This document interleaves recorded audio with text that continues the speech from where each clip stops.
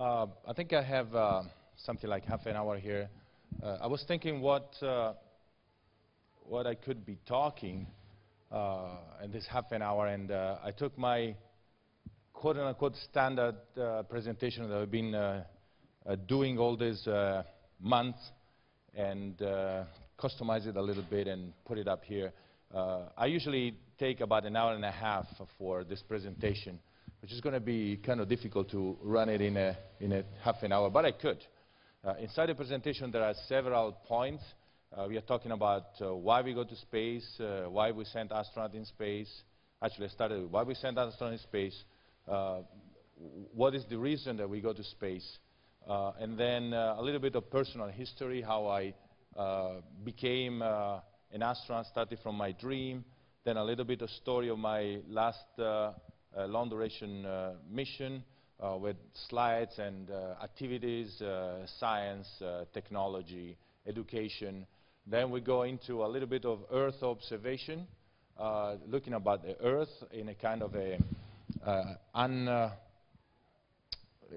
unprofessional way, in a certain way, because we are on the space station and we just look down at the cupola and take some pictures, and we take a lot of pictures. I thought I took a lot. I took about 26,000, but you know, Andre and Don Pettit, more than Andre, managed to take 26,000 per week while they were up there. So they totally clogged the whole system. But I have some of these pictures that I put out, and I usually look at this picture. For once, they are very nice, almost work of art. And the other side, they actually tell you something. So it's interesting that I point out this. Then we finish up with, yes, but where are we going in the future? And then we all hug together and sing Kumbaya, and this is very good. Now, all of this in 20 minutes, and I thought, you know, I'm not sure I want to do this today here, because you're not the typical school audience or the typical general public, so I think it will be kind of not too interesting if we think about why we do send astronauts in space, and you know, what is the space station, you know, going to the moon, and I was a little kid, cute, and then fast forward, and you know, when I am in Baikonur, launched in space, docking to station, the crew, I don't have it pointed, but you see my commander, Dmitry Kondratev, right in the middle, smiling there.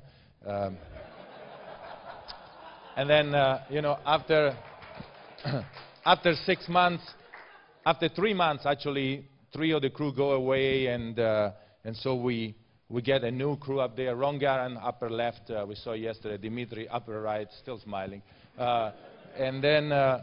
And then, you know, get there, and you find yourself in this environment, which is kind of really weird. At the beginning, it takes several weeks to get used to it.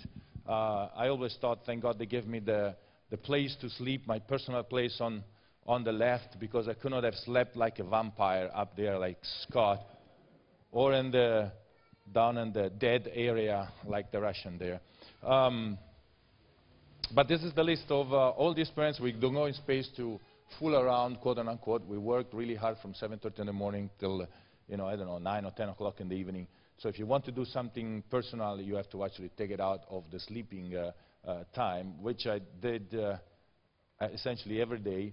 So science again, I usually use this one to explain fluid shift, all sorts of other things, osteoporosis and blah, blah, blah. I know you guys know all of it, so I'm not going to use time there. We do some kind of experiments with the brain, technology experiments, furnace stuff. So space station is really a good lab. We do a lot of educational experiment, greenhouse. Where is Nadezhda? I think she was involved there in this one, right? It didn't work, by the way. Then Mission X, train like an astronaut. So we were kind of doing things. What happened here? Something different. I think I saved the wrong presentation. I'm not showing the one that I was supposed to. So, Aries, talking to the guys with the space station, I mean with the ham radio stuff.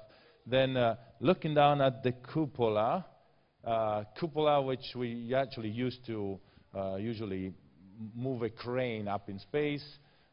We grab the ATV. This is Dima still smiling while we're taking pictures. Some of the pictures, so you guys maybe know where we are here. This is Patagonia, by the way. This is northern Canada. I like that, you know, kind of aquarelle thing. This is the lower in the Amazon, a little bit south. I usually say, looking at this picture, I usually make a comment, you know, start talking about, which I'm going not to do now, actually do very quick. Nice pictures, it looks like a carpet or something, but then you look at it, this is not a small river, it's a big river. It contains a lot of water, so if probably you are sitting in this side of the river, you will probably not be able to see the other side. So it's a huge thing. It's not the typical small thing. Interesting on these pictures, I usually say, well, first of all, this shows you that the river is not static. Something is really happening here. There is a hill, a mountain or a hill or something dissolved into the water, and something is moving from there and is going somewhere there. So the Earth is changing, and it's changing dramatically, drastically. So the nature changes continuously. See how many times the river has changed course. So if you think about it, it's almost obvious that it's not a good idea if you would like to build a city and you build it right here. Because it's obvious that sooner or later it's going to get flooded, it's going to get run over by the river. It seems obvious, but then you go around the world and you actually find that you know, most of the cities are built around rivers, and then we kind of get upset when the river goes out and floods everything. I took this picture May last year when the Mississippi actually flooded. I altered the colors here, so everything that you see that is not green is underwater there. So the amount of damage and thanks, it's pretty big. But if you look at it, there's not that much difference between these pictures and these pictures, more or less. Of course, this is the what is this? Very good. The Grand Canyon with the Colorado River there, and here the action of taking out all the dirt. You know, we are talking about 1.5 kilometers depth here, so this is huge. All the action of taking away everything is finished, so something that was up is now down, and the river now it's a very little thing because they are using it to green up all the golf courses in Arizona and up there. So this is the Caribbean, Cuba up here, Bahamas there. Very nice when you look at there, and then you just kind of look at, I was looking at these areas here, and I thought, these are interesting. This is big. I mean, it's not something very little that you would see from the ground. So I kind of looked at it and started looking a little bit more detailed. And then you see these, this kind of draperies. This is, again, this is large scale. It's not a small scale. Then you see something like that. And this is Dubai, right? This is Bahrain. But now you look at this and you know, because these things are seen, you can see this from space. And obviously, we are starting now changing the morphology of the Earth. You know, all the rivers are kind of channeled, so they don't go overboard. We build this kind of thing, so something has changed here. But in this picture, can you turn the light off? This light here off? Because I want to show you this part here. You see there's, if you can turn that light off, we can see this part here, which is not, there you go. So you see the coral reef here, that it goes, and then kind of gone because they had to dredge all this area here to actually build the islands there. So it will take some time, and we'll get back if you see it's all patches. because they had to kind of dredge it up. And now this is a little bit more than microscopic change. You know, there's some kind of currents here that are now changed or something. I would guess these reefs up there will kind of change in the future. And you know, I don't have anything against the people in Bahrain or Dubai or whatever. But what I'm saying is that we do things to this Earth which are really small, apparently, but they have a really effect, and a little bit here, a little bit there, a little bit up, a little bit down. You're actually really changing this planet. This looks like a little thing, but again, huge pictures with the effect of the wind blowing sand, and you know, being a little bit of not linear in a certain way, so distributing the sand in a different pattern depending where you are on the Earth. And these are always nice to see. The deserts are nice to see from space because very seldom you get clouds. There are a lot of sand here. This is Saudi Arabia. I guess they have to clean this road pretty often because, you know, it gets blown over by the wind. This is Egypt with this white sands blown in this way by the wind. And I was looking at this picture in the evening and I thought, I need to clean up the sensor. You know, the sensor in space gets dirty very quickly because of the dust gets attracted by the sensor. So I thought, it's very dirty, I need to clean it. Then I realized, look at it carefully, and you see for every black spot, there is a white spot on top. So those are the shadow, those little clouds that were on this desert. So it's full of little clouds, you know. And I thought, if I'm lost in that desert, I will look for one of those clouds and try to follow it around in order not to be burned up. This is, if you look at this picture, this is interesting. On the left, you see very dark area.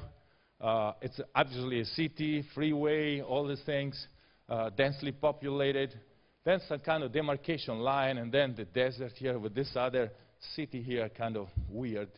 Totally different there, so there's something wrong. There are no major streets, there are no trees, there is nothing. So something is weird here. So the question that I usually ask is, where are we here? Cairo. Everybody knows? See Cairo's there? Yeah, everybody. So, of course, you see the pyramids right here in the middle.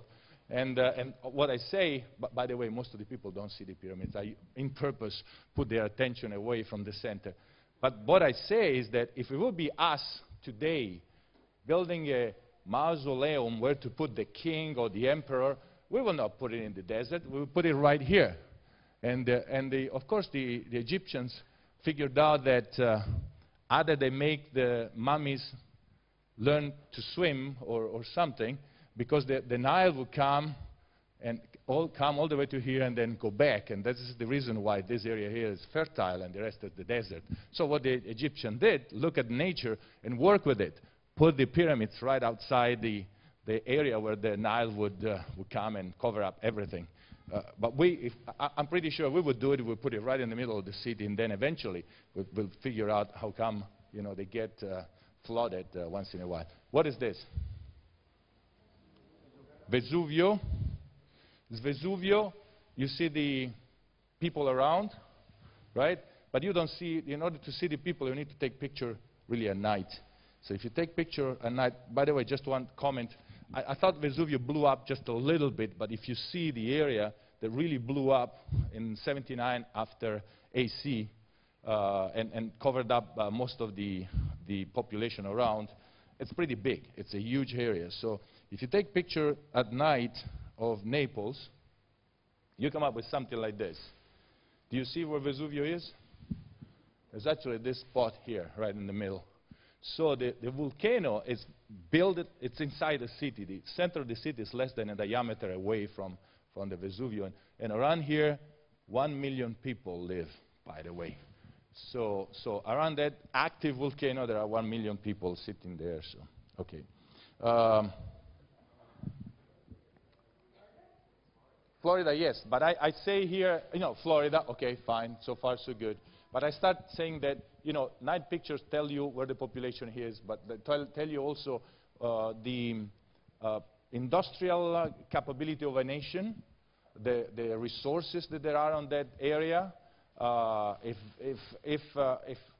a nation is able to build something like this, like a city like this, Miami, it means there are a lot of people in there, they have a lot of money, they have a lot of infrastructure, it's very highly technological, blah, blah, blah. By the way, this city, if you look at it, it's almost, cut like the typical US city, but all of them, if you look at them, they're all like this. So you can look at it and figure out if a city is new or is old, because the old one are kind of twisting around the center, built in centuries in a kind of non-organized way, like this one. Where are we here? I don't have time to, but this is Tokyo. 37 million people around this area here. So an impact, how many people are in Belgium? I don't know. How many? 10 million. So, okay, this is almost 4 times as many people as there are in Belgium. What about this one? Upper left, what city is this? Beijing. Well, in the United States they would say Houston because it looks a lot like Houston. So, it's a new city or an old city? It's a new. Beijing is new? Was there a kind of, it was there a few thousand years ago. So this is exactly the point. After I tell people if you're straight is all in new, if this thing is old, then I show this picture and people get confused. And it's because Beijing, it's an old city with a very new infrastructure. Because until 30 years ago, the Chinese were going around with a bicycle and chopsticks, and today the industrial capability of China, it's gone really high. So need to be attentive on that. So if you are coming with a spacecraft, fly over Europe, and you sit over UK more or less, and you point your camera down southern Europe, you see this picture. So you see where we are here? Okay, so this area here, I think this is the Cologne, Frankfurt, something, Munich. Then there is a black hole, which is Switzerland here, Austria, another black hole. And then, woof, Italy there, Torino, Milano, Venice, Florence, Rome, Naples, I mean. So if you were an extraterrestrial life, if you get to Europe and you stop a second and you look up and you say, okay, which one is the most industrialized country in Europe? Actually, you can also say, which one is the country that has the most natural resources that can be used to maintain this infrastructure? Italy has about 3 oil wells somewhere southern Italy, somewhere there. So we don't have petrol there, we all buy it. But I always joke when I'm in Italy, I say, well, it's because we have a lot of nuclear power plants. Which is also not true, because Italy, by decision of the Italian population, does not have any nuclear power plant. There are no nuclear power plants in Italy.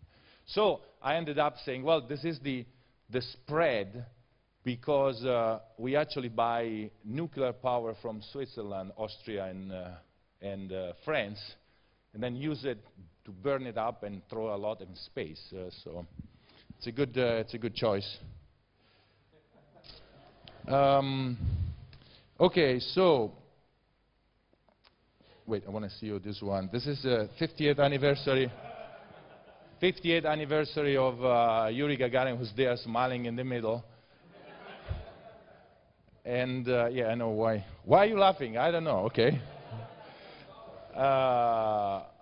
Shuttle, AMS deserves a talk by itself. We talked to the Pope, which means that the Pope believes in extraterrestrial life. It was us.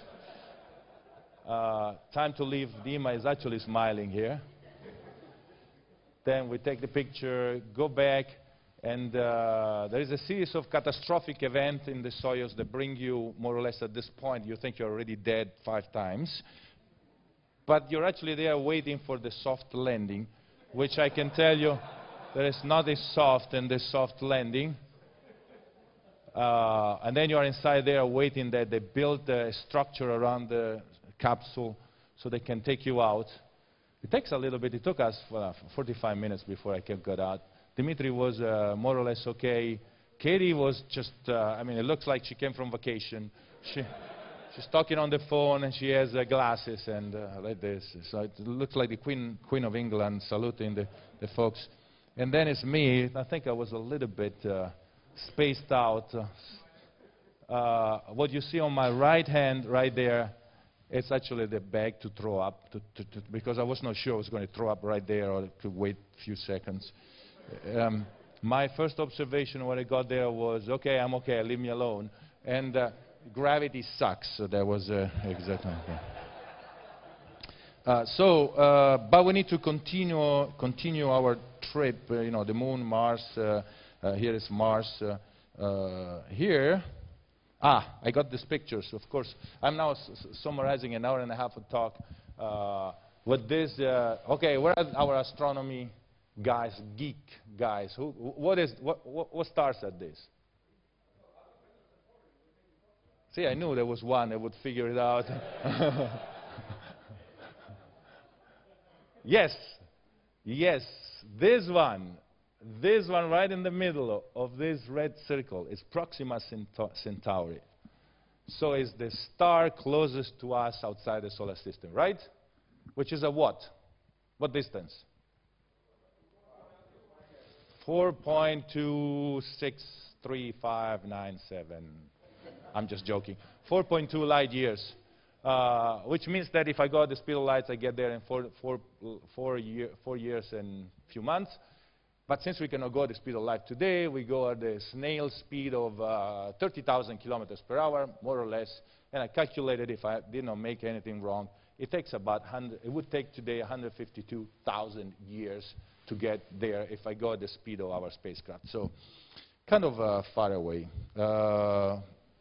Similar to the Milky Galaxy, how many galaxies there are on the universe? A lot. And the future is ours, we just need to dare to dream. Okay. Now,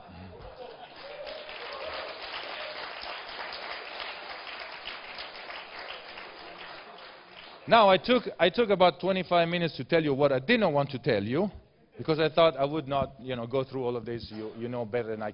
Now we can turn the lights on. The point that I wanted to talk to you about is, you know, what can we do? What do we want to do in the future? I mean, I'm kind of lost, to tell you the truth. What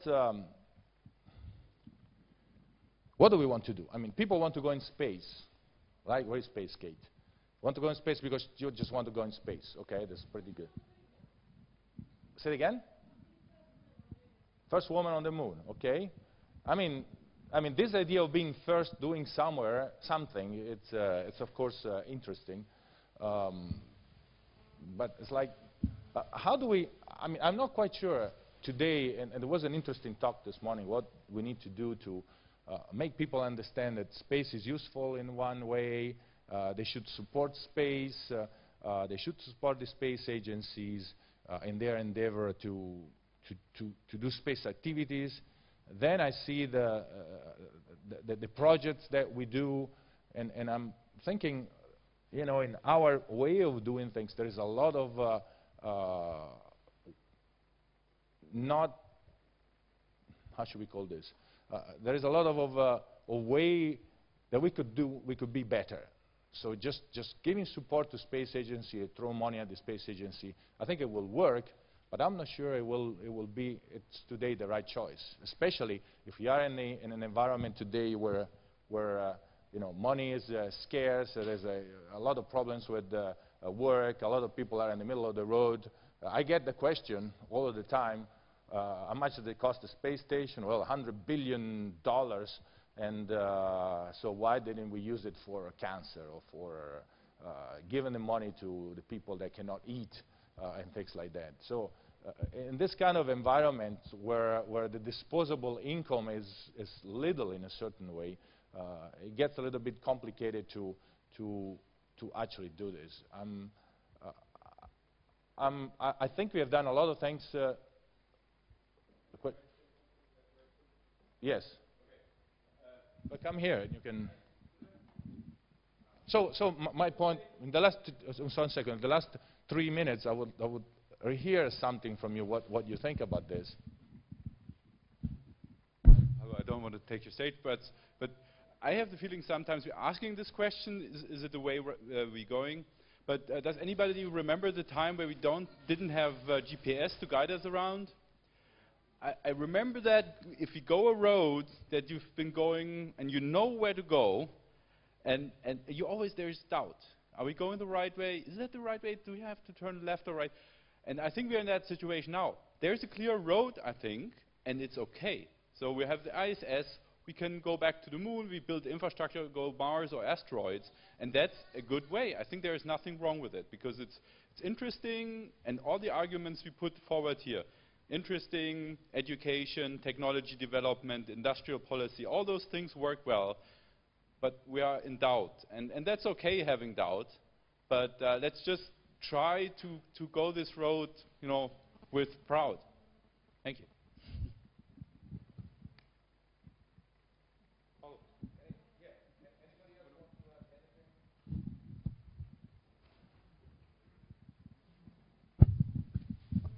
I think in 1969 the planet came together, and the end of the Cold War began on the day that Neil Armstrong set foot on the moon, and 100 million children saw that and were inspired, and 100 million adults were inspired.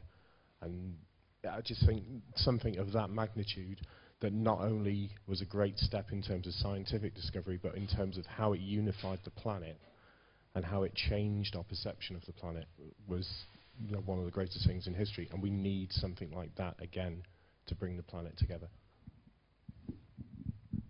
Very good. This is a very important observation there. I mean, one of the things that I come up with is that I'm not sure exactly why I am here on this world. I don't know why humanity is here. It's very difficult to answer this question. And of course, you can, you know, go to school, go to university, find a job, and give your contribution, live normally, nicely if possible, do things that are interesting, then die, and then the cycle starts again somewhere, somehow. I think we need some kind of bold ideas. We need something that makes us dream and do this impossible thing. This is the bold ideas. I mean, why do we go to Mars? For no other reason than we could, or we should, or whatever. I mean, I personally, I don't think we really need to find a reason. I mean, I want to find a reason why I'm here on Earth. And to me, going to Mars makes sense. And I think that while going to Mars, we get a lot of other things, which today I cannot list in detail, but we get back a lot of things that are useful to everybody. This is what I actually, I mean, a project that would make me dream and work nice, everybody involved in this project. But I'm not sure this can be done today. I'm a little bit critical here with the space agency. It can be done today with the space agencies that we have today. Are they sponsors? ESA, CNES, DLR? Because the way I see this is that today in our environment, the space agency are too much of a hostage of the political people in one side and industry on the other side. And unless there is somebody like was Kennedy in the 60s, because the United States had something to prove at strategical level and set a goal that is impossible, going to the moon, or possible, but somebody needs to go. Unless we find this kind of situation, we will still be into this process in which industries tell the politicians what programs need to be set so that they can maintain the things and build stuff and possibly build the same things and charge an arm and a leg and keep doing things, and then eventually we get something back. So I think we are in this kind of loophole here where things are not really moving forward. You know, I still say to people, it will take, in my opinion, 15 years to go to Mars. If we today decide we want to go to Mars, we have enough resources and will, it will take 15 years. But this was 20 years ago.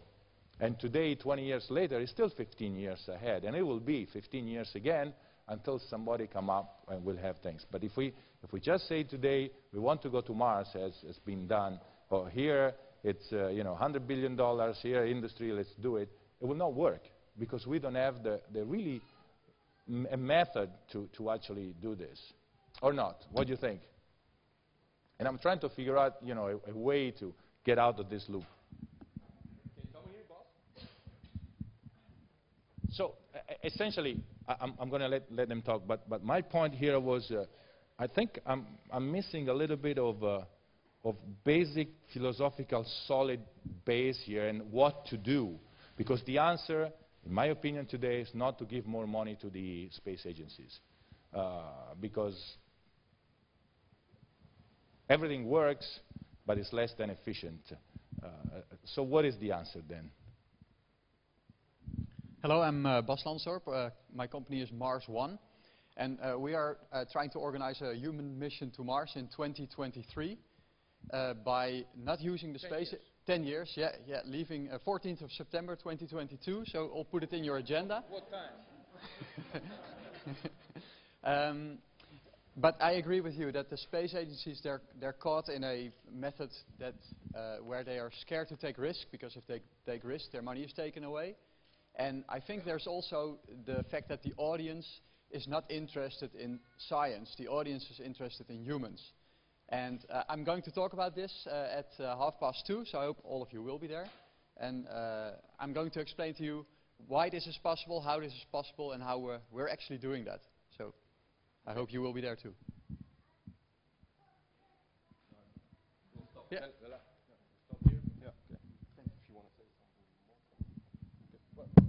Yeah, so I spent a lot of time showing you pictures and doing this, but I really wanted to throw this seed in there, and I think this is what you've been doing for quite some time during this week.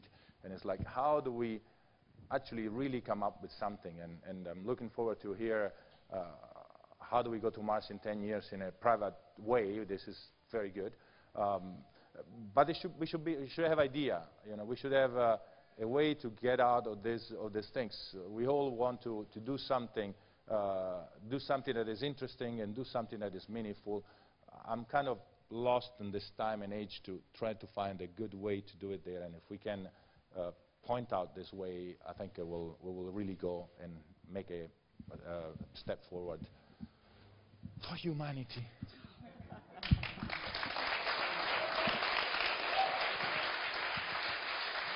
Well, thank you very much, Paolo, thank you very much for coming, for spending the weekend with us, time from your busy schedule, and actually for following the unconference format for us. That was really cool. Thank you for that.